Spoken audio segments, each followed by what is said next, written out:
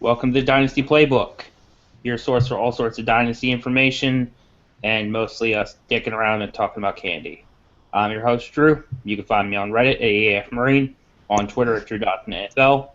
With me are my co-hosts, Tyler and Scott. You can find Tyler on Reddit at Barles, on Twitter at HBOMIDP. Scott, you can find on Reddit at Stewie35.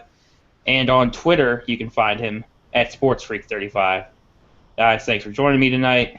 It's been a minute since we've all been back together. Late tonight. How you guys doing? Doing good, ready to go. We finally got our scheduling conflicts out of the way, so a little later than normal, but the show must go on, right? I mean, I suppose. Better late than never, right? All right, so I wanted to start the show off by handing the floor to Tyler, because I know he had something he wanted to say. Yeah, real quick, for those of you listening to us through the podcast version, our boys Chroma with the awesome intro music. I feel like we've kind of forgotten to throw a shout out to them, but really, really good stuff. Those dudes are awesome, and they're up and coming. Also, the Dynasty Playbook is sponsoring, it's called the FFCC 200. It's put on by FFCouchCoach.com, our boy Waz, and Justin Barlow, who is the coach himself. He now has a name, in case you're wondering. That's Couch Coach's name. It's similar to like an MFL 10. It's a real similar format to the Scott Fish Bowl. It's an elimination style best ball league, super flex, return yard points, all kinds of cool stuff. So we're actually sponsoring the next one. So go sign up over at the site, ffcouchcoach.com. Sign up for this really pretty cool league. It's redraft, so it's a little bit out of our element. For Drew, it's completely out of his element, but it's a really neat format. I tried throwing holy water on it, but it wouldn't go away. So I tried my best, but it's still here. So I figured if holy water didn't work, it must be pretty cool. So that's why we sponsored it. The guys over there, they do good work. They're awesome people. And if you guys still dabble in redraft, I'm not one of them, but I know most people are. It's an awesome format, and go check it out. And from that, let's move into our weekend review. And we're starting off with Mike Floyd, who admittedly Tyler and I have not been able to move on from. He went down with a hand injury today in camp. He's got some dislocated fingers. He might be out up to a month. This is not okay. This makes me a sad panda. And if this is how the off season is going to go for the rest of training camp, I'm going to have to start carrying tissues in my truck. This is not good. Yeah, it's a pretty rough start. The initial reports were way worse. You know, the initial reports were he got amputated right below the elbow on his left arm and was dead. I'm speaking in hyperbole here. The initial reports are that he broke his hand or some shit, and he was going to be out 4 or 6 weeks, something like that. You know how the news travels rather quickly, and the sources aren't necessarily credible to begin with. But I guess it's finally come out that he's going to miss, I don't know, a few weeks, whatever. I still think there's a good chance for a breakout. And the other big injury, the Arian Foster, that's not real huge to us, I guess, in the way that we build our teams. I have Arian Foster on the Dynasty roster, but evidently he tore his groin clean off the bone, which just sounds about as gnarly as anything can ever sound. So this may be a career killer for him, and it may be it for the King of Cuts, which makes me sad because I'm a Texans fan, Broncos fan first and foremost, but I'm a Texans fan. I love Arian Foster, but yeah, he wasn't dead in Dynasty, but man, he isn't worth anything now. Nothing. Yeah, it's really hard not to be an Arian Foster fan. When he's on the field, he's electric. He is a blast to watch. And if you call yourself a fan of football and say that you don't like watching Arian Foster play football, I doubt how much you actually like the game. He's going to be sorely missed if he can't return from this injury. And tearing the groin from the bone, that just makes me cringe just hearing those words put together. That's brutal. That's all I got.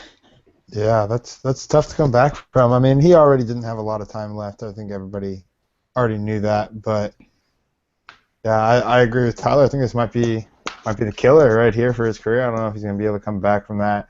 If it's as bad as they're saying, tore straight off of the bone, that's going to take some time to come back for. I mean, they're already saying 3/4 of a season minimum or something like that.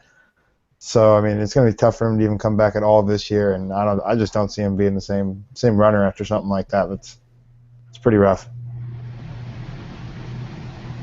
Yeah, and with that, we'll move on to our next piece of news, and it's so disturbing. I don't even want to say it, so I'll let Tyler. Yeah, so all the buzz that we hear out of camp, this is the opposite of buzz out of the Miami Dolphins camp, is that Jay Ajayi looks bad. Say he's fumbling, can't pass protect for shit. It's not looking good. I saw, and of course, this time of year, Roto World effectively runs the fantasy football community, and I saw a blurb today that Damian Williams is all but locked in as the number 2 back. That doesn't say a lot for Ajayi. Then the fact that he slid to the 5th round, and granted that was amidst a bunch of rumors about his knee, or not rumors, but health concerns about his knee and his longevity. But let's top that off with what has so far, by reports, been a very lackluster training camp. This isn't looking good, especially if you took him where he was valued during the rookie drafts, which was an early second. And if you drafted earlier than that, which we did in a lot of places, you took him a hell of a lot higher than that. So, yeah, this isn't pretty, but who knows how it shakes out, especially with running backs. But at least on the surface, as of this moment, it's not looking good for Ajayi. Yeah, I mean, at this point, you just kind of hold steady and hope he catches it on. Hope that he has something that happened with Trey Mason last year, where he didn't start off the season good. He started off behind Zach Stacy and Benjamin Cunningham and whoever, whatever dildo they had before him. Because he was buried on the depth chart last offseason too. So hopefully, it was the same issue. Trey Mason couldn't pass block. Hopefully, Ajayi picks it up, he figures it out, and gets out there and tears it up like he did in college. I mean, the dude was electric, and I mean, I can't imagine a world where he's not out there playing if he's healthy. Yeah, I'm just glad I had too many wide receivers that I was a huge fan of, and I don't think I had any Ajayi at all. So I got lucky on this one. But he was definitely someone that I had ranked pretty high. The positions I was picking didn't end up getting him, so dodged that bullet. I did take him in once. I took him at 202 or 203 in a draft, and I traded that share off several weeks ago. And I sold him at a pretty nice price in a package, but that was my only share, and it has already come and gone. I'm not too heartbroken over it right now. He just needs more pickle juice, right? Just gallons and gallons of pickle juice. He's the guy, right, that drinks pickle juice on the sideline looking all weird. He might be the pickle juice guy. I hope that doesn't catch on, because we don't need a Vlasic sponsorship in the NFL. I don't think that's the way to go. Well, that's just some nasty shit. I mean, drinking pickle juice, that just sounds horrible. Now my question is it sweet pickle juice, or is it some straight up dill? I mean, it depends on which way you're going with it. I don't know that it matters, but the thought of drinking sweet pickle juice is even more, gut wrenching. That sounds really bad. And derailed. Oh, we're not even 10 minutes in. Good job. I know it's not a record, but good job, guys. Let's move on to some guys who are doing a little bit better in camp, and let's start with Tyler's boy, J Matt. He's apparently looking pretty good, and I mean that offense. I mean, if it's firing, there's gonna be some real good fantasy output coming out of there. So J Matt could be looking at a wide receiver wide receiver 1, maybe low-end wide receiver 2 season as a sophomore year, I wouldn't be mad at that at all.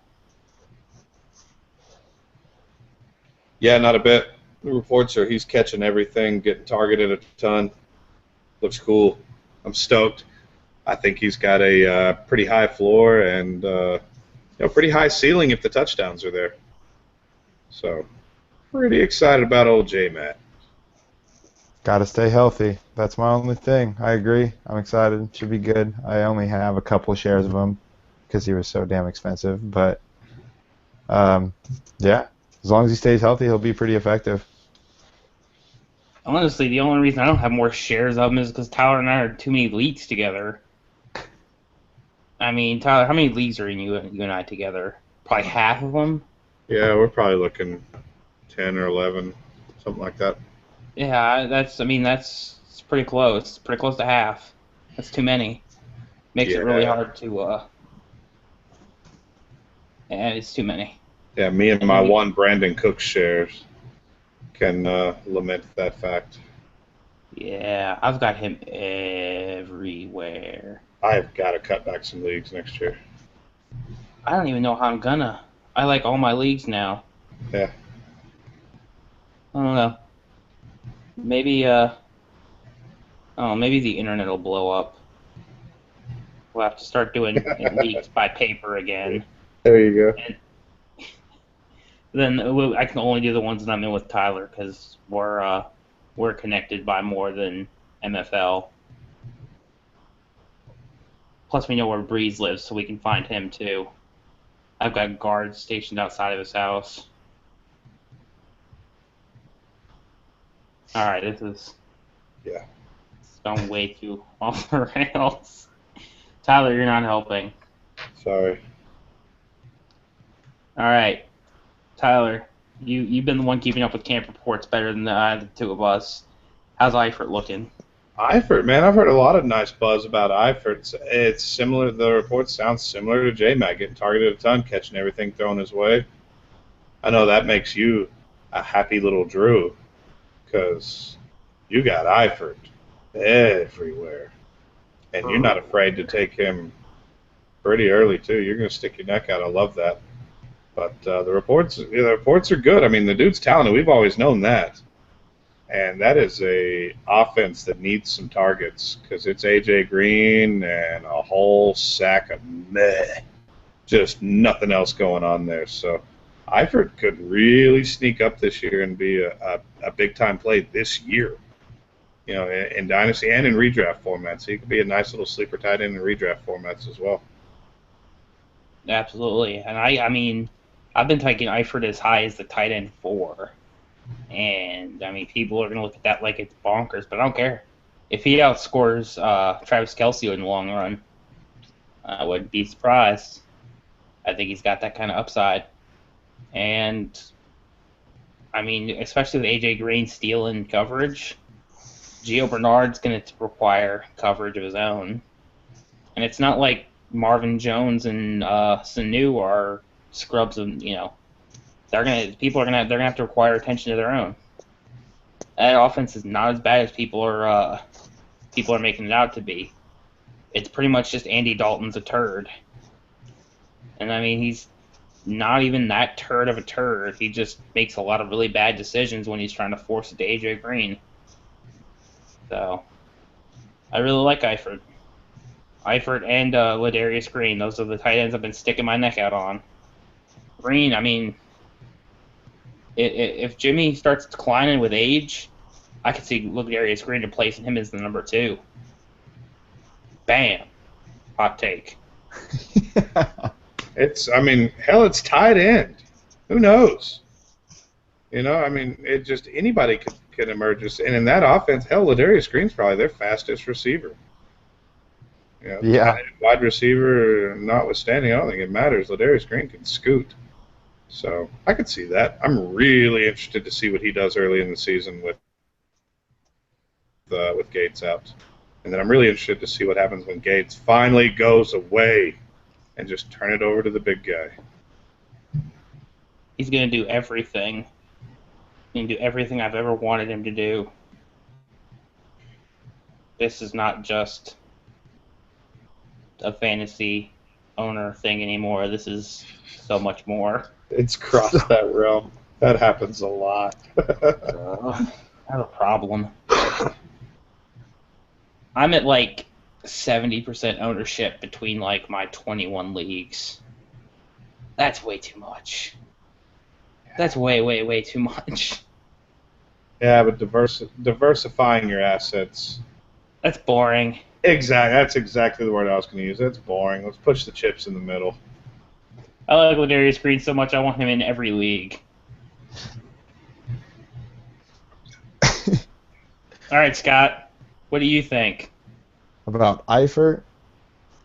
Eifert can be the number 3 tight end this year. That wouldn't really surprise me all that much. I agree with what you said about the other guys taking some coverage off of him.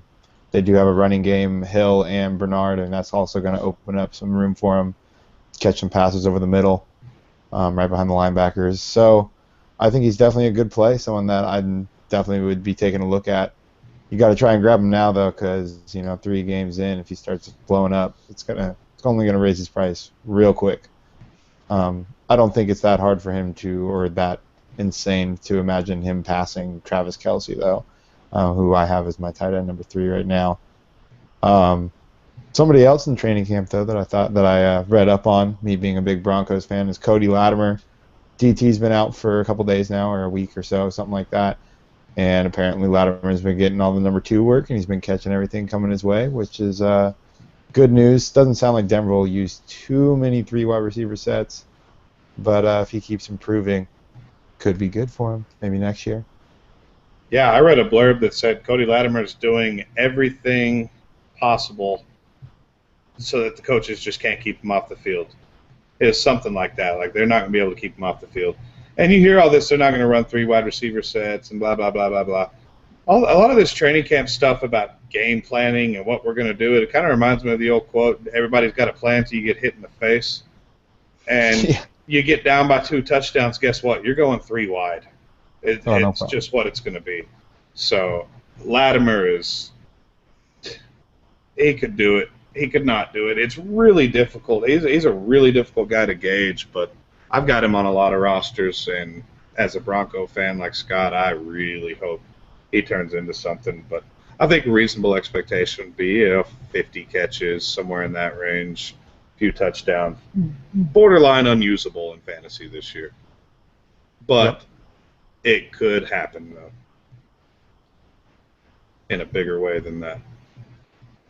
Yeah, I don't really have a whole lot to add to that, and I know Tyler had something else he wanted to add for his little week in review. Kind of touching on some of the suspensions, some of the changes to suspensions. So Tyler, I'll let you go. I can't hear the word deflate anymore. I can't read it. I can't hear it. I can't see it. I'm so tired of it.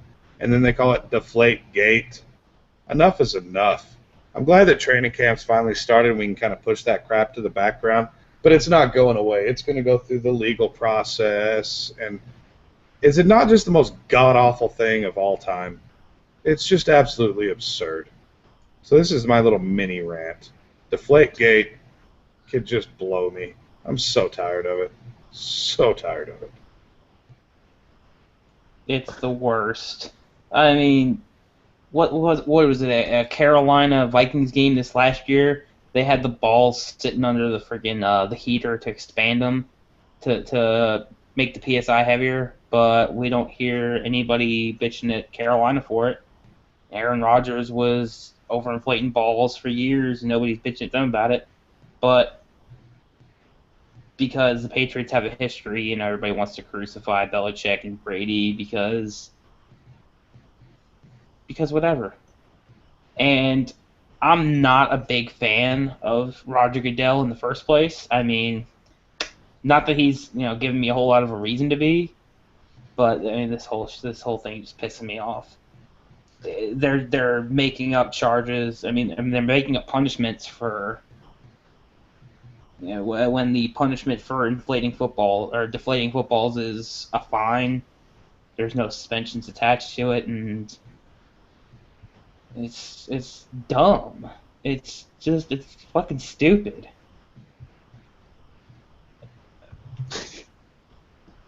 Yeah, I mean, was he knowingly cheating? Probably. Whatever. You know, do whatever you're going to do. Come up with your inconsistent form of punishment and let's just move on. But this thing, it's not done, man. This thing's going to drag out. And it is super annoying. And I'm not a Patriots fan. Patriots, there's not a lot of middle ground with the Patriots, you know. There's not a lot of indifference out there. Either you're a big Patriots fan or you just really dislike them. I don't care either way. But, damn it, I'm just so tired of it. And it's Tom Brady, who is another polarizing character. A lot of people out there hate Tom Brady's guts just because he is what they aren't. You know, A winner? right? The dude wins, beautiful wife, makes $1 trillion. You know, they don't like Tom Brady. They don't like the Patriots because they dominate and rule ass year after year. But yeah, nah, whatever. All right. Let's do something real. Let's move on to our college player discussion for the week. Let's talk about James Conner, who is not infuriating to watch. This guy's a running back out of Pitt, 6'2", 240, true junior, and this guy just turned 20 like 2 months ago. So he'll be, if he comes out next year, he'll be 21 as a rookie. I can get behind that. This guy has some power. I'm all about him. He's got vision. He's got power. His footwork is excellent considering his size. And, I mean, really the big concern is he's got 8 career receptions. That's that's worse than Melvin Gordon was coming out last year by, like, 27 receptions. That's bad. But when he makes a reception in the Miami game we watched, and he could not look more natural doing it. Which makes me wonder, is it the offense or is it Conner? And at that low of a number, it almost leads me to believe it's the offense. So that's something I'm really going to be watching this year. I'm going to be watching to see if they use him in pass defense. But as a pure runner, this guy's got everything you want. He's got excellent vision. He's got speed to get around the outside. Considering he's 6'2", 240, that's amazing. That's something you expect to see out of like a scat back. You know, dude my size. This guy's a friggin' behemoth, and he's outrunning D-backs. That's ridiculous. So I'm real excited to see what another season of his tape looks like. Yeah, I agree with most of that. I think that he had some pretty good vision, hit the holes hard. He was pretty quick. I don't think in the NFL he's going to be breaking away from D-backs, but I mean, I definitely saw him stiff arm a few and make it look pretty easy. So I'm not really too worried about him going up against a defensive back, whether it be a safety or a corner. Definitely a pretty good player. Like Drew said, he didn't have a lot of catches. Apparently, he's the one that told me that he only had 8 receptions. That's insane. But he caught the pass. He didn't even look like he had to focus on the ball when it was coming. I mean, he looked it in, but it wasn't like, he was really focusing on it. He didn't stumble afterwards. I mean, he caught it in stride, kept running, made a nice move in the open field too. He's got some good agility. I did see him dance around a little bit too much a couple times in the backfield, and I don't think I ever saw him make contact for a block a single time. I saw a lot of whiffs, and I saw a lot of stand around, and don't hit me that hard. So that's something he'll have to work on, and maybe that's why he doesn't have any receptions, because he can't be in for pass protection. So if it's a passing play, they know he's going to go out. So maybe he doesn't get to run those as often. I don't know. Pretty good, though. Look, he was definitely impressive. Way faster than I thought he would be for his size. Be interested to see some more tape for sure. All right, so James Conner is my official man crush up to this point. This is my kind of running back. He's I'll run through them and leave the bodies for the road crew to come pick up later. I love it. And I love the Pitt offense. I love that they have a fullback. I love that they use an H-back. I love that they're pulling guards and pulling tackles. It's a power offense, which kind of brings me back a little bit to my younger days.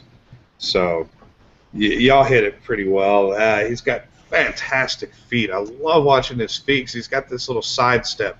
And it's real quick, and it doesn't look like much, but he'll just lose a guy, or he'll get in the gap using that sidestep. But it's not necessarily lateral. You know, he's gaining yards while he's making a football move, and then he's right back up to speed. Really, really nice in the open field. A single guy hitting him in the thighs, it's not going to happen unless it's a monster that's hitting him. You know, as a single guy trying to take him down with one shot. It's a safety. He's just going to run him over. He did it over and over and over again. And that one particular play that you both alluded to against Miami, it was like a little wheel route or, a swing, whatever you want to call it. But I mean, he's just running. He was wide ass open. But it was so natural. I mean, the ball was really well thrown. I mean, he reaches out, catches it with his hands. Didn't even try to bring it into his body. Immediately in stride, like Scott said, he puts a little 1-2 on a guy, shakes him, and then pulls away and gets several more yards after the catch. It almost has a very Melvin Gordon-esque feel to it in that his weaknesses, from what I can see, are the things that we don't know, which is going to be the pass protection and the receiving. There's just not a lot of not a lot out there. But he does have 10 videos on Draft Breakdown. I only watched 2.5. But does he not have 10, Drew? I could have sworn I saw 10. It lists it as 10, but only 3 show up. I don't know what the deal with it is, but there's only 3 as far as I can find. Well, I'm gonna watch as much of this kid as I can. I like watching that. I like watching that Pitt offense. And then the Miami tape. Just on an aside, we got to watch old Denzel Perryman versus Pitt. Man, he got swallowed up. How many times he does his thing. He's really good getting downhill, gets the line of scrimmage, and then run into a tackle, and it's just like a fart in the wind, dude. Just nothing happened. And next thing you know, Connor's out 5-7 yards downfield. So I just want to throw that in there because I've got a fairly controversial stance on Denzel Perryman, in that I am way lower on him than most guys who are willing to put rankings out there, which is also just entirely brutal. But yeah, I love James Conner. This is going to be a guy that I'm going to get behind. I like the big backs, the bruisers, and I think we're looking at the real deal here. I really do. Yeah, and Scott, I definitely didn't mean to insinuate that he's going to be outrunning DBs at the NFL level. It's just, it's nice to see that he can do it at the college level because it shows some form of functional speed just in general, because it means, he has the possibility of being able to outrun linebackers at the NFL level, where there's plenty of running backs that can't do that. But with that, I feel like we can move on to our submitted questions for the week. And our first one comes from, our good old buddy Sticky Z. He says, there's been a lot of posts in the Dynasty Fantasy Football subreddit lately with people wondering when they're contenders. Is there a definition that you guys like to use for when a squad is ready to make a run? And I don't have a good answer for this question, because it's kind of on a case-by-case basis. And a lot of it depends on not only what my team looks like, but what the other teams in the league look like. If, what one team could be a contender in a league might be a middling team in another league. And, it's one of those things where I really don't have a strict definition for it, and I'm wondering if you guys do. I don't have a strict definition. I agree that it depends on the league. Some leagues are more competitive or more talented than others, more evened out, and so a team that doesn't seem as good can be, a contender, and then there could be another league where there's a couple teams that are just stacked because the league's been going on for a while and they're drafting the right people, getting lucky with their lottery picks and all that kind of good stuff. But usually a rule of thumb for me is I need to have at least 5 guys that everybody considers to be a stud. 5 guys that I can rely on. And at least 2 of those, I usually have 3, have to be wide receivers, because in most formats you can start, anywhere from 2 to 5 wide receivers. So I need to have at least 2, prefer to have at least 3 stud wide receivers, 1 stud running back, and then, whether it's a QB that's your stud or a tight end, I feel like after about 5 studs, you got a pretty good chance to make a run no matter who else is in the league. For me, and I kind of spoke about this last week, it's not do I think I can win the league or do I know I can win the league. To me, there's a difference there. Am I a contender? I think I can make the playoffs, or can I squash this league like a freaking bug? Can I seriously go 10-3, get the first round bye, and roll through the playoffs? So if it doesn't fall into that second category, that team is building, not necessarily rebuilding, but building. It's if it's not doesn't look dominant for me, it's not what I would consider one of my championship teams. And I'm in a shitload of leagues. I probably have 5 teams that I would put in that range. That I'm one of the 2 or 3 favorites to win this league. So I try to pay very close attention to where my team is headed. Do I know it's a contender, or does this team still need some pieces? Because the last thing I want to be is in the middle of the freaking pack. And granted, the playoffs are a complete crapshoot. What happens in the regular season does not necessarily dictate what's going to happen in the playoffs. So you could be one Julio Jones injury or one A.J. Green injury away, or one shitty-ass Andrew Luck week 15 or 16 from just blowing up your playoffs last year. So I'm looking for dominance. I mean, I either want to be dominant or I want to be picking 101, 102, 103, 104, something like that. I'm not interested in being in the middle of the pack. So that's probably a very roundabout answer to the question, but yeah. Oh, and on a side note, Adam, Sticky Z, our boy with the submitted question, is one of the new writers at DLF. That's awesome. So excited for him. Adam, I don't think he's ever written anywhere, so his name's probably not huge out there. He's probably just like us 3 here. Our name's not big. Nobody knows who we are. But Adam is legit. The dude knows his stuff. We've known him for a while now. Great league mate. Awesome guy. We're hoping to get him on the playbook here pretty soon to join us. So big congrats to him. Absolutely. I'm stoked for him. I'm glad to see him doing well. And with that, I think we'll move on to our next question. Comes from username 02, and he wants to know what time of year is the best time to do startups. And Tyler and I have talked about this recently. Tyler and I want to do our startups before the NFL draft. Honestly, I'd rather do them before the combine. Get my chance to watch my tape, evaluate the players I like, and then after that, draft all the rookies, all of them. I don't care. Give me every single one of them, because about 90% of them are all going to gain value between February and July, June.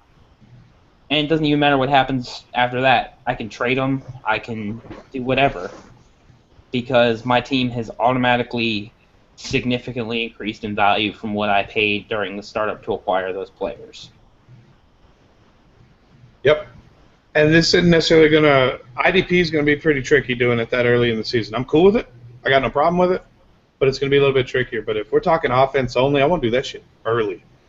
We did a draft in February, and I did what Drew just said. I took the rookies, man. But compared to where they're going now, I got these guys for free. I got Nelson Aguilar in the 8th round. I got Devin Funchess in the 7th round or something like that. I got Coop in the 3rd round. I hadn't seen Coop get out of the 2nd round one frickin' time outside of 2 QB or smaller leagues. In a standard 12-team 1 QB league, I haven't seen Coop get out of the 2nd round. And then there are other guys. Allen Robinson has spiked huge. We love Allen Robinson. His ADP is significantly higher than what it was in February, at least according to my own little small world of what I've seen. I'm not referring to the actual ADP that's compiled through MFL. But I like it because it's going to play to the gambler, the guy who's watching tapes and is willing to roll the dice on talent, which we clearly are. That's a big thing for us. I watch an insane amount of tape. Drew and Scott watch an insane amount of tape. We know who these guys are. And we're able to form our own valuations way before the NFL draft tells us or the group what to do. So for me, I love the early startup, and it scratches that itch, man. You know, the season wraps up, you watch the Super Bowl, then about 3 or 4 weeks later, you start twitching a little bit, start getting a little antsy, you're ready to do something. So early startups are a gas, man. I love them. Love them, love them, love them. Yeah, I'd agree. Mine's mostly for the fact that I'm bored in February and March, and still in April. You know, I mean, I need something fantasy football to hold me over. Nobody wants to do trades right after they're just all demoralized from a loss or all high on their team because they just won the championship. They're just worried about holding on to their team at this point, thinking about making another run if they can. So, I mean, it's not a great time for fantasy football most of the time. So, startups are a good time to do right then. You already saw the tape. You know who you like already. You're getting them before they get drafted to a team to gain up more hype, more excitement. They're always going to go up in value. But you still got to be smart about it. I just feel I like getting the rookies, though. Everyone likes having the young guys. Well, all three of us are that way. So, I mean, no surprise we like doing it early. We want to get those young guys and try and just load up on them. But, yeah, I mean, I don't mind doing it any time, though, because I just love doing startups. Startups are a lot of fun. Building the team from the ground up, you know, trying to move around in startups and get better picks and try and make people think that they're 3 moves up or 3 spots up in the first round are worth enormous amounts, which it's not because all the receivers are amazing at that level. But yeah, Honestly, we need to find a way to make doing startups way less fun, so that I'm way less tempted to do another one.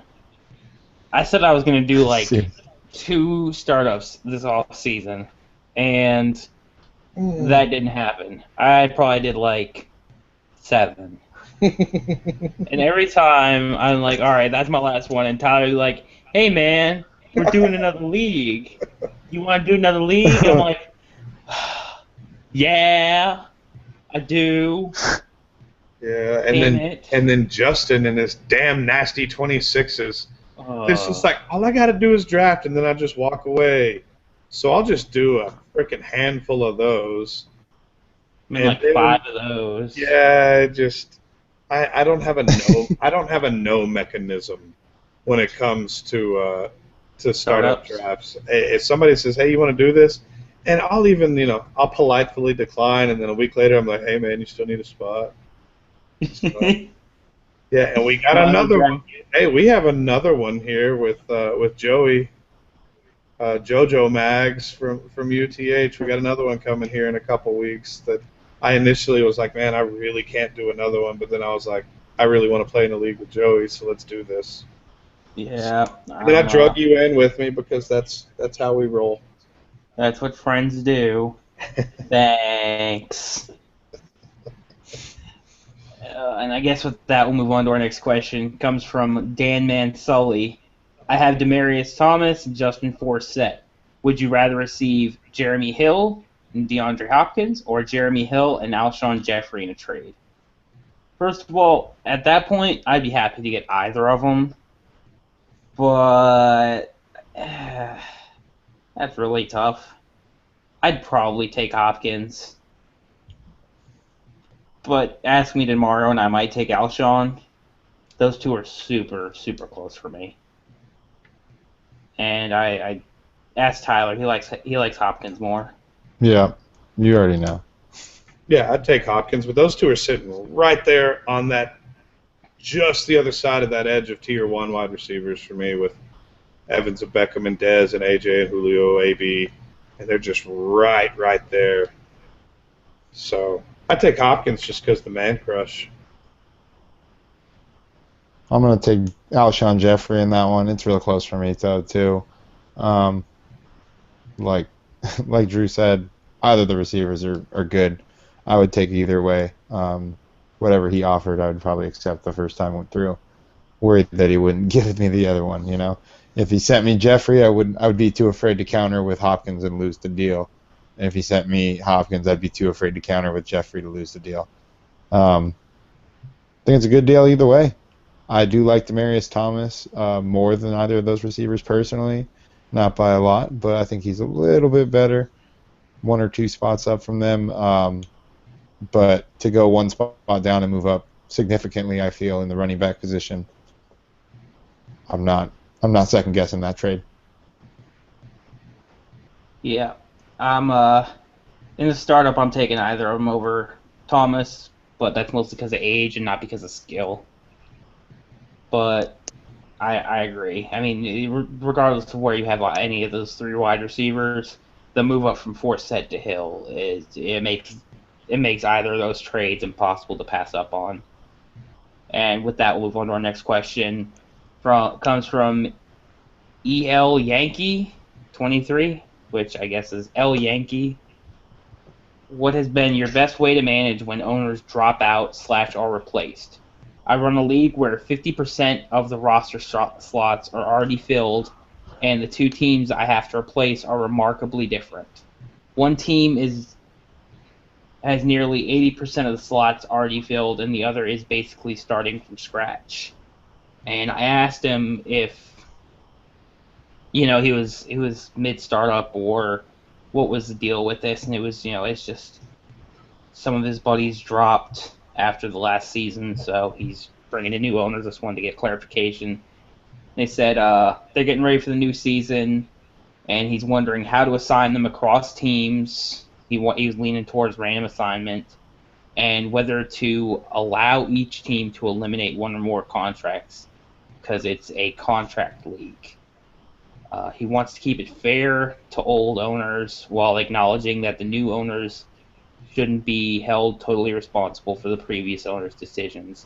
They aim for fun and not strictness.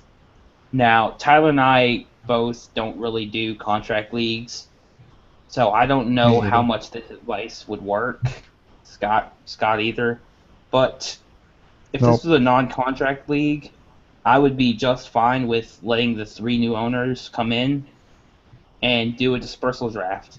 Throw all the players into a pool and let them draft them just in a snake draft order. And I don't know how it messed with contracts, but I'd let them assign. I'd wipe the contracts clean completely. I'd let them do a new dispersal draft and assign contracts from there. I know another guy that replied that said they like to do compensatory picks for the new owners to try and help out the new owners because they didn't get to pick their teams. Well, allowing them to have new contracts and pick their teams kind of evens it out, in my opinion. So I don't know what you guys think, but that's kind of where I sit. I would agree. Doing the dispersal draft's the best decision. I'm not sure how the contracts would work. I would be afraid to do new contracts all based on their new draft position, because if it was, a bunch of high-ranked guys that were, maybe all these teams ended up being stacked, like 3 stacked teams for some reason all quit, then there'd be players that should be having a higher cost to be fair to everybody because they're so good that they're actually getting for cheaper, and so they're able to have a lot more. Or the opposite, or they're grabbing guys that are no good in the 3rd round, but that's because that's all that's left, or 8th round, whatever it might be. But now they're paying a higher price than they need to be. So, but I wouldn't really know how that would work. I don't know how you do contracts because I don't play in contract leagues, or I haven't played in any contract leagues. We tried one, and it was pretty terrible, mostly because the commissioner was bad. And yeah, that's basically how I feel about that. What do you think, Tyler? Yeah, I think the dispersal is probably gonna be the cleanest way to do this thing. So, me typically as a commish, what I've done, you have a few teams pop open, you throw it on the form, say I've got team 1's here, team 2 is here, pick the one you want, it's yours, and then move on from there. But I think in this particular situation where it just kind of sounds it sounds like a mess, and it sounds like a big, hot mess. I think the only way to really do it is the dispersal, which is pretty damn fun. I've only done one dispersal draft, and Drew and I actually co-own this team. We did a dispersal draft. It was fun as all hell, man. And we had a bunch of rookie picks in this dispersal draft. That was really neat. So I think that's a good way to integrate the new guys into the league, let them get some sense of ownership, and just go from there. As far as the contracts, I got nothing. Zero. Yeah, I mean, I wish I had more that we could contribute on in terms of the contracts, but in terms of the dispersal, I mean, I can't agree with Tyler more. Doing the dispersal draft is a blast. It lets you, like Tyler said, it gets you more ownership of the team, and it, in terms of the new owners interacting, it lets you get to know your new owners, some of your new league mates better. It's a lot of fun. And with that, we'll move on to our next question. Comes from at B_hug. I feel like we've met this guy before. Tyler maybe a little bit more, as this is Tyler's little brother. Says, since I'm stuck in Big Ten country, who are some Big Ten guys to watch for 2016? And for me, it being such a power conference, there's not a lot of really good prospects for at least offense for fantasy this year. Outside of Zeke Elliott, there's not really any top guys. You got Deontay Carew out of Rutgers. I mean, there's just not really anybody that's that attractive. Tyler, you got anybody? We got the quarterbacks. Hackenberg, who is already just this incredibly polarizing figure amongst draft Twitter. We all follow the Football Savages guys who are freaking awesome. I mean, those dudes are on point, and some of them love Hackenberg, and some of them hate him, just to be blunt. And then you got Cardell Jones, who is an enigma to me anyway, just a very, very limited sample size, with just this booming arm. Corey Clement. Yep. Who's kind of been in the shadows. And on the IDP side, obviously Joey Bosa, who's looks like a really nice defensive end prospect, and then Darren Lee at Ohio State as well. Shalik Calhoun, the pass rusher at Michigan State. There are a lot of guys on the IDP side. Those are just a few names that jumped out at me. But Big Ten ain't what it used to be, man. Tyrone Wheatley and Eddie George aren't walking through that door. I mean, they've still put out some fairly nice prospects lately, though. I mean, Allen Robinson, I feel like we like him a fair amount. He's okay. I think this is kind of a dead period for him right now, and I feel like Harbaugh is going to be able to bring a fair amount of talent to Michigan, and I feel like Michigan being good is probably pretty good for the Big Ten as a whole. Yeah, I mean, ask us this question in 6 months, and we're going to have a lot more names. This is still really, really early in the process, and we're basically, to this point, just picking off bigger names. So, and hell, who's even in the Big Ten anymore? They're like 43 teams. I can't keep up with all the conference shifts. The Big 12 has 10 teams, and they're all shitty, which makes me mad. And then the Big Ten's got God knows what, and who knows who's in the ACC. And Notre Dame and BYU are just kicking around doing their own thing. Kind of irritating, to me anyway. Conference USA getting picked apart, and then every friggin' just turd team that's left is like, here, yeah, these guys. Go to Conference USA. You guys can hang out with Tulane. Southern Miss. It's like, come on, we couldn't go to the ACC. I mean, you don't got one more spot. What's up? Yeah, and then geographically, they just threw that shit out the window at some point. I mean, it's West Virginia's in the Big 12. That's weird. Pitt's in the ACC, right? And I'm not the geography major, but Pittsburgh isn't necessarily on the Atlantic coast. So, kind of weird. A&M's in the SEC. I mean, that one kind of. I don't really feel like Texas, like College Station, is really in the Southeast. No, they can have them though. Yeah, thanks. Yeah, you're welcome. All right, and let's. I get with that. I mean, there's not really a whole lot else guys were interested. I mean, that haven't been really buried in depth charts lately. Indiana's running back position is a mystery right now. Michigan's wide receivers are who knows. You got to think about all the guys that just came out. The only reason we know about Wisconsin is because they're just a running back factory. They have studs. It's like Georgia. The only reason we know about Chubb is because he was a 5-star recruit himself. And God, he's going to be so good. I'm so ready. I think I My might body like is Fournette ready. a little bit better. Maybe I'm trying to be. I love Fournette. Holy So crap. good. Jeez, that 2017 class is just drool worthy already. And Scott's just sitting over here like, I like the NFL. Go Broncos. Oh, we got one more run in us, man. We got one more run. We can do it. Yeah, especially we get Danny T back on the field.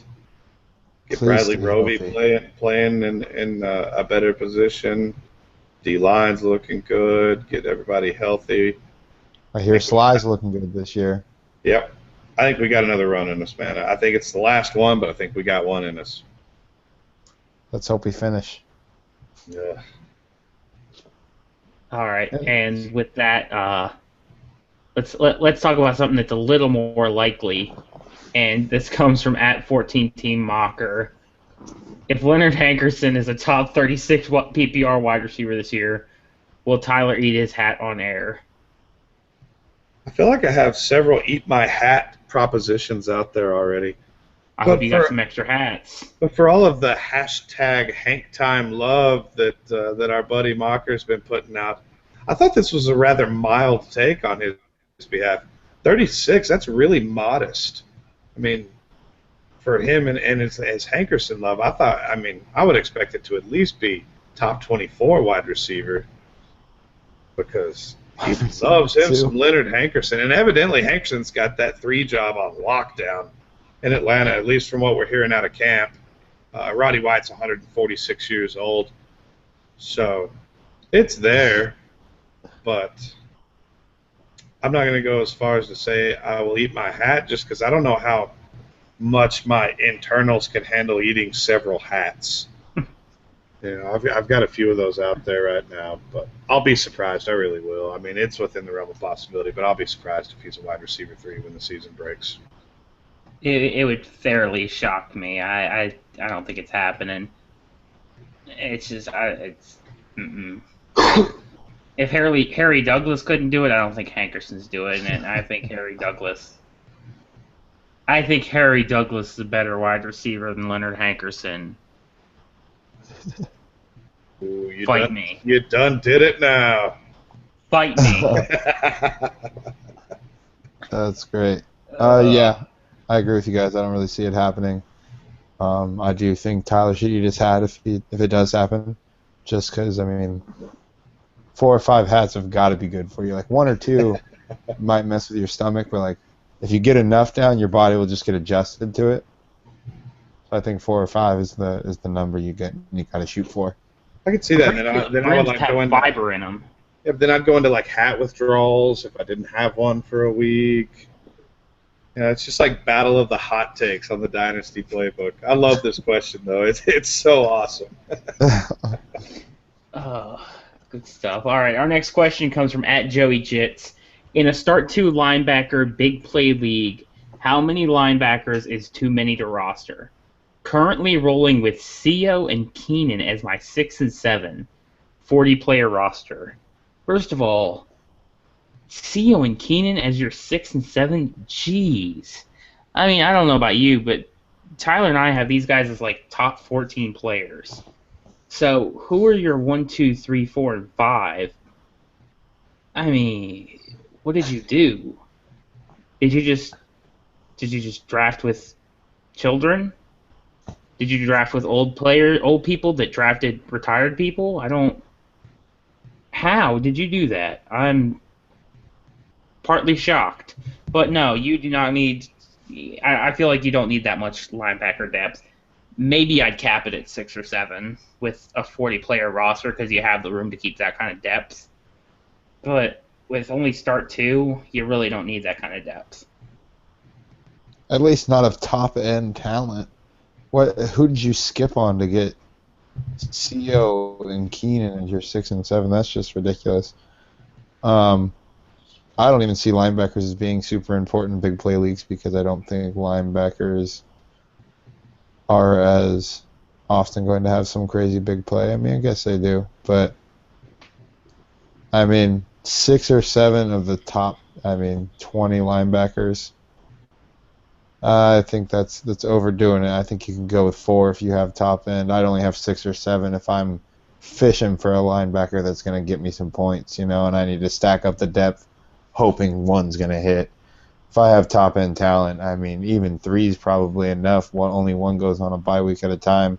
I'd do 4 for safety, 5 if I'm going to have one shot in the dark or something. That's just me. You've got yourself in the linebacker hoarder's predicament. I myself am a linebacker hoarder. I know how this goes. You can't drop those guys. And I'm going to assume the startup wasn't done this year, because if it was done last year or the year before last, you got CO and Keenan for really, really cheap, right? They were cheap.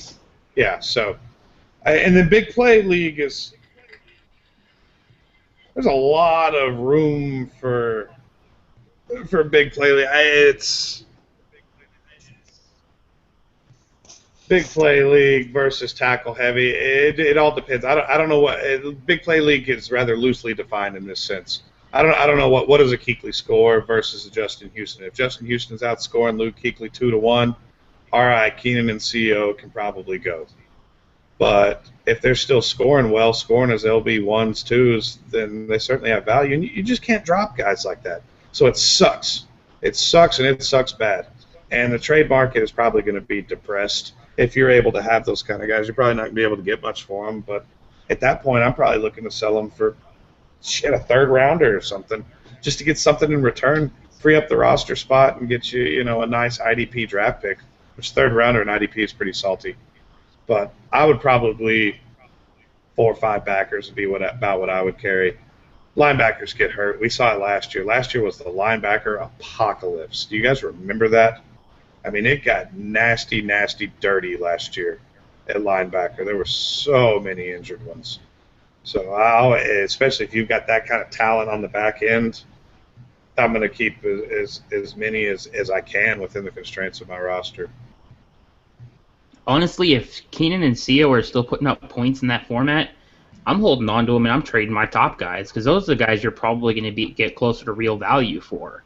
Rather than shipping CO and Keenan off for, a portion of what they might be actually worth, I'd rather ship off Kuechly for a first, or I'm going to keep Levante David in a big play league. I don't care. And I'm going to rub my nipples every game he plays, but if I got Wagner, I'm selling him. If I got Mosley, I'm selling him. And I'm going to see what I can get, because I guarantee you I can get a first-round pick for him. And that first-round pick, whoever I draft next year, is going to be worth more than probably most of those linebackers are. And, I love those top linebackers, but it just makes sense, especially when you got depth like that. And I think that's, you guys got anything else on that? No, that's a really good point. I didn't even think of it from that angle, but that's the angle to take, because the point differential is going to work out in your favor. And we've said before, the IDP market is not really a seller's market unless your name is Luke or JJ or, one of those just super top-tier guys, because everybody knows that linebacker is deep. You can go pick linebackers off the linebacker tree.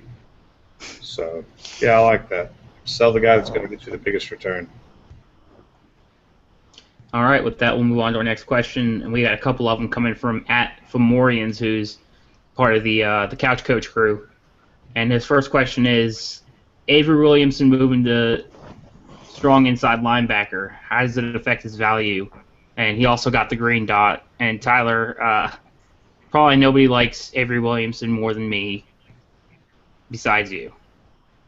Oh, he's got the green dot. That is awesome. That means the green dot doesn't come off the field, folks. Doesn't come off the field. Moving to Sam, Sam's going to be a lot more restricted than the Will in a 3-4 as far as the inside backers. The Will's going to be the freelance guy. And Zach Brown fits that role a little bit better than Avery because Zach Brown's a tremendous athlete that will probably get hurt. But Avery, for me, he's an LB2 with some pretty good upside. The move to Sam, like I said, it's going to confine him a little bit. He's not going to be free to roam. He's going to be calling the shots. He's going to be in coverage a little bit more. But I couldn't have been more happy to hear that he was going to be the signal caller. Because, man, guys that are 3-down backers and true 3-down backers and aren't coming off the field, that's just more opportunity to make tackles. So we've talked about Avery ad nauseum, but I love this kid. He was one of my super sleepers last year. Coming into the startups, I was getting him free. Picked him off waivers in a few leagues. So, really stoked about it. Just really stoked. We're not looking at Levante David. We're not looking at Bobby Wagner. But we're looking at a nice, solid, every down backer that's going to be in your lineup every week for a long time. So, love it.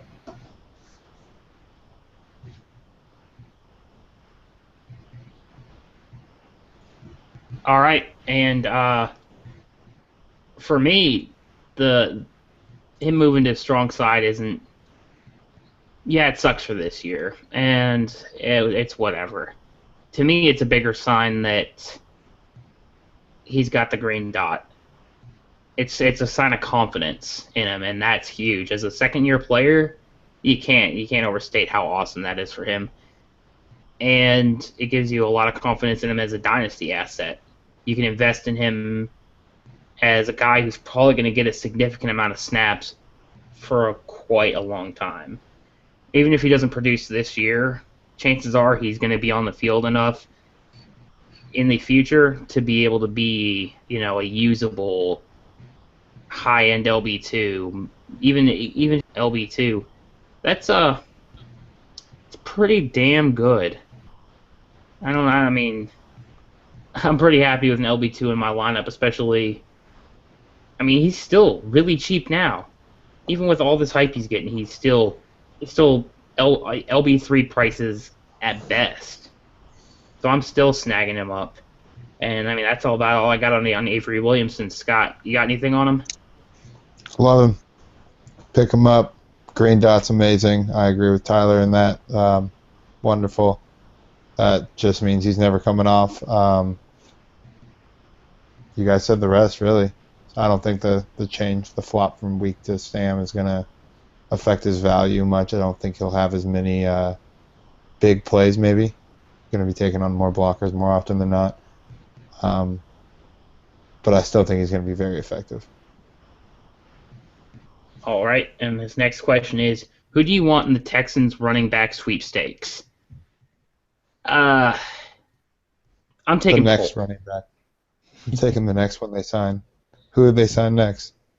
That's the guy they want.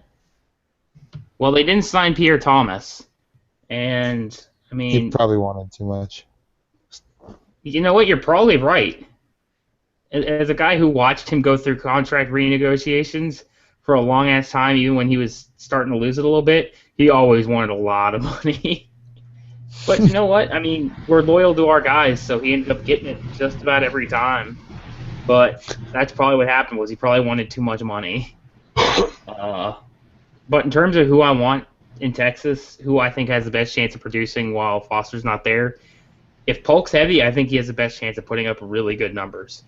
This guy's, if you want to compare talented running backs, Jonathan Grimes is doo-doo. Albert Blue is slow doo-doo. And Polk is a usable NFL running back, so to me the choice is pretty clear.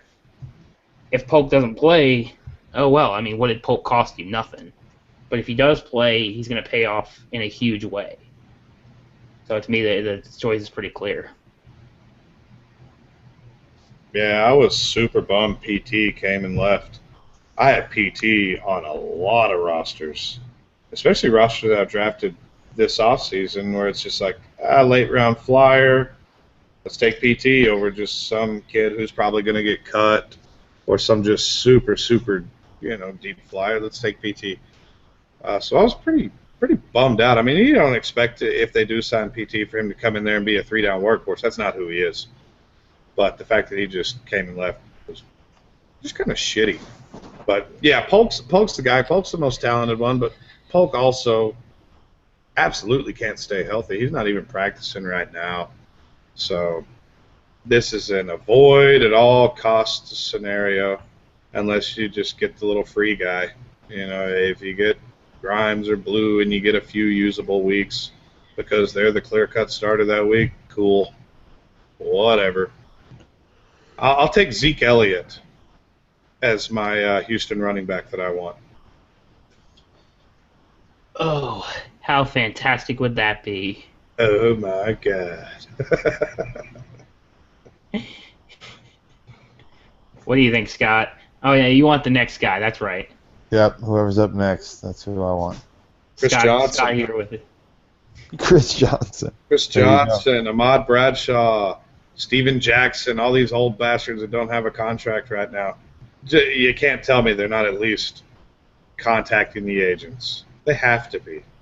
If Houston signs Chris Johnson, I'm going to find the GM's phone number and I'm going to call him and I'm going to fart in the phone. That's a good call. Solid.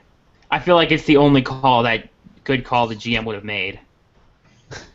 But Chris Johnson's just 29 years old. Yeah, but he runs like he's 36. Dude fell off quick. Yeah, he did. What was 2012? He was okay. 2013, he was okay-ish, and then 2014, he was dead. bad. He's dead.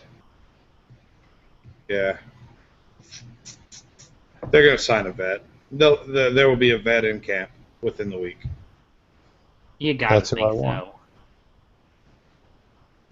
That or, I mean, they're going to trade for somebody's depth. Maybe Christian Michael. It could happen. How about just give the ball to Hopkins, just put him in the backfield, split him out wide, put him in the slot. DeAndre Hopkins is going to have so many freaking targets this year. He's going to lead the planet in targets this year. He might. Hot takes. I don't even feel like it's that hot right now. The planet? The planet. Well, I mean, how many people outside of the NFL are getting high target volume? Deron Carter in the CFL. What was that old boy we watched tape on? That shitty player we watched tape on that went to the CFL? NFL Europe, is that still? What about He Hate Me? He Hate Me is going to soak up targets in the Vince McMahon Football League. All right. You win, Tyler. Yes. The XFL. There you go. Yeah, taking it back, huh? Oh, yeah. You remember the lack of coin flip? They just had an all-out fucking fist fight to see who got the ball first. It was great. Oh. Before anyone realized player safety was a thing.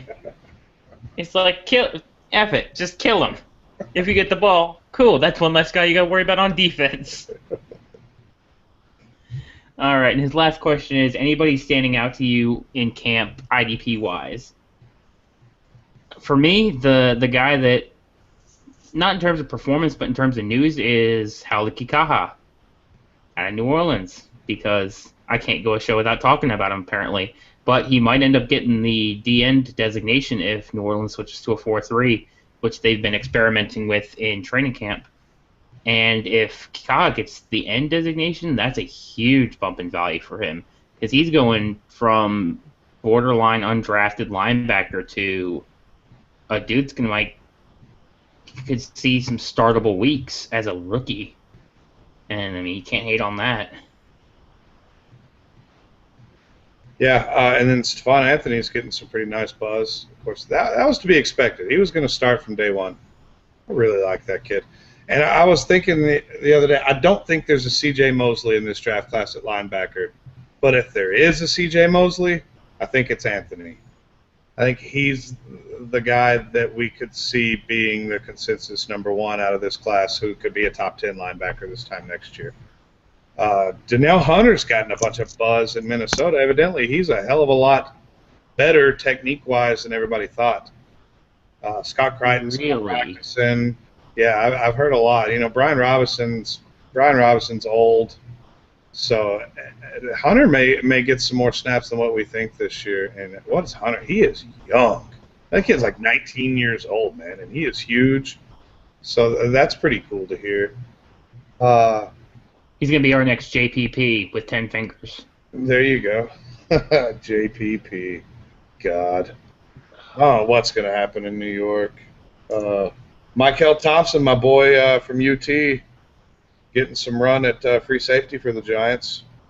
I put out a hot take in the NPLB draft that I said Michael Thompson will be the starter before the season closes in New York. So that's pretty cool to see. I love that kid. He's a lanky, rangy safety who I think could be pretty good in the NFL. And you want to talk about guys that are free? That son of a bitch is free. You could pick him up for nothing. He is on your waivers right now. He's on your waiver wire right now, unless you drafted 72 rounds like an insano. So many rounds. All right, Scott, you got anybody for us? No, I do not. I have not heard any buzz on the IDP side. I don't really check IDP yet, I guess. Been lazy off my game. I'm sorry. I'm just so scared. You recently graduated, and now you've ventured into the world of what the hell's going to happen now, and you're crushing you're crushing paintball championships. Scott's going to big time us on the paintball side of things. Yeah, you never know. That would be so dope, dude. Yeah, that would. Would that not be the coolest thing ever? Like, what do you do for a living? I play paintball. Yeah, I just shoot people with a paintball gun. And no, you don't work paintball. You play paintball. That'd be pretty boss. That would be awesome. All right, and I think with that, we're gonna close up our questions for the week, and we're gonna move on to our rant of the week. And grumpy ass Tyler, he got his hands on 2 blue monsters today, and for those of you energy drink connoisseurs out there, he might as well just been shot. You know, might as well just been injected with pure poison. So he's super grumpy. So we're gonna let him do the rant of the week this week. It was so bad. I walked into the convenience store and I left my sunglasses on because I'll be honest, I was just too lazy to take them off and put them on my hat. And I didn't see it. I reached into the cooler. I grabbed a couple monsters like I always do. Got into my pickup, cracked one open, took a drink, and it was goat piss in a can. And then I looked closer, and this some bitch is blue, and I don't know what they put in there, but they don't put sugar in it.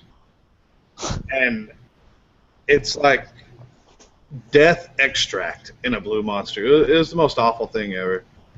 And then they're not cheap. I mean, you're paying a premium to effectively kill yourself because they can't be good for you. I can't wait for the studies to come out, years from now when dudes, like your ears falling off and shit because these monsters are just complete poison. So, I mean, you spend $4 or $5 on a couple monsters, and it's hot. I know my rant last week was how hot it was. It's still freaking hot. So that was just such a huge bummer for me and effectively ruined my afternoon. I almost died when I tasted it.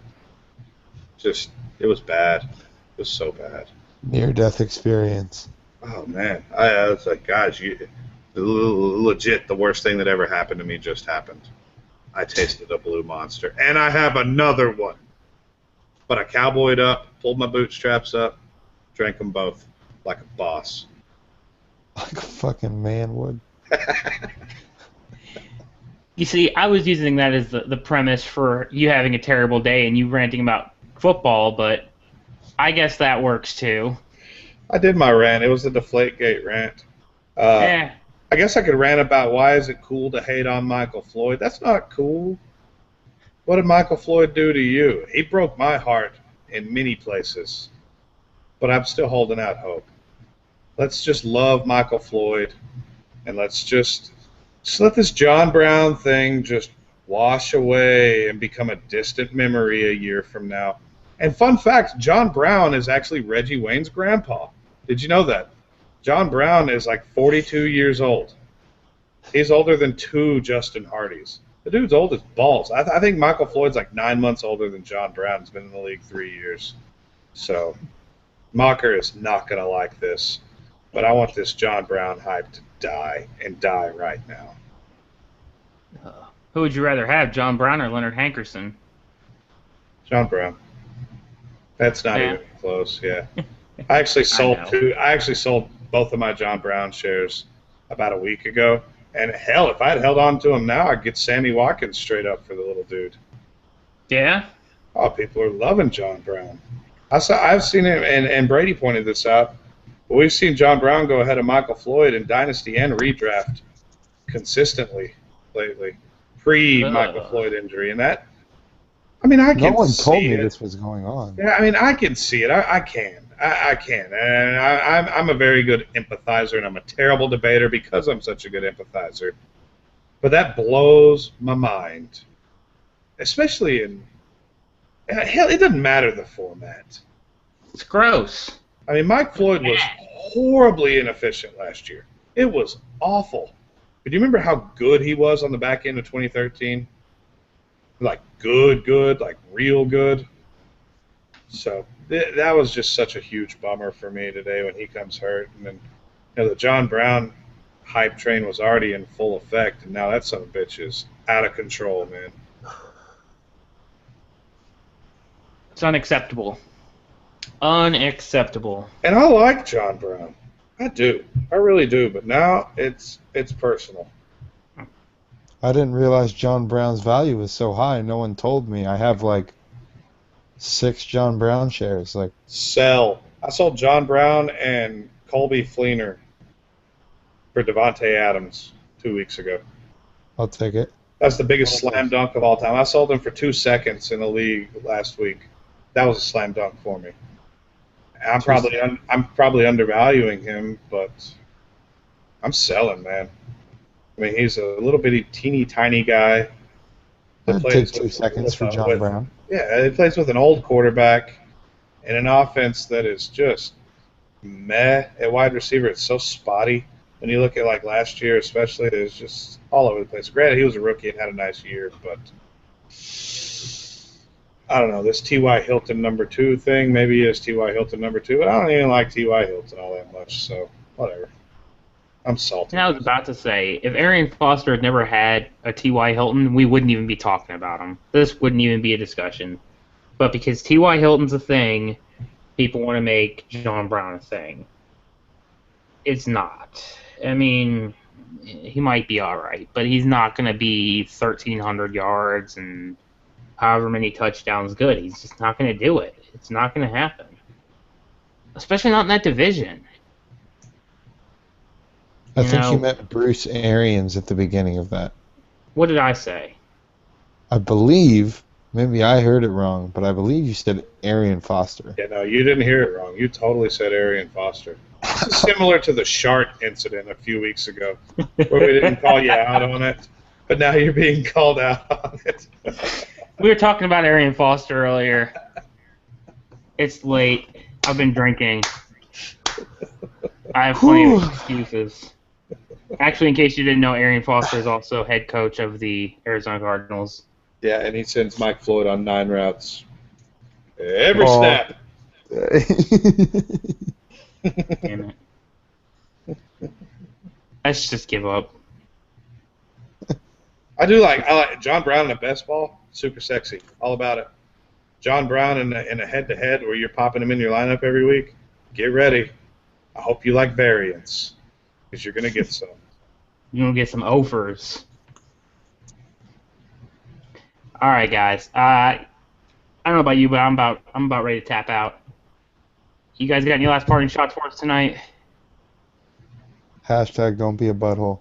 Yeah, go back. Like I said earlier, I'm going to plug the Couch Coach crew again. Go sign up for these leagues. They're freaking cool. Waz put a ton of work into it. Justin's put a ton of work into it. I know it's redraft, and that's kind of a dirty word around here, but it's really fun. ffcouchcoach.com. awesome site, awesome riders, awesome guys, the most approachable guys you'll ever meet, lots of fun, and really laid back. They're very similar to us in that they're just going to say what they're thinking. And that's always cool to get guys that just shoot it straight. So, but the FFCC 200, it's 12 teams, it's best ball, it's elimination style, super flex, it's crazy. But the winner of the league gets 200 Hobbs, man. That's a pretty good deal. So go sign up for it. Do it. Do it. Do it. All right, guys. This has been the Dynasty Playbook, where we come here to have some fun, maybe talk a little Dynasty. I've been your host, Drew. You can find me on Reddit at EAF Marine, on Twitter at DrewDotson NFL. With me have been my awesome co-hosts, Tyler and Scott. You can find Tyler on Reddit at Barrels, on Twitter at HBombIDP. You can find Scott on Reddit at Stewie35. You can find him on Twitter, finally, at SportsFreak35. Thanks, guys. We'll see you again next week.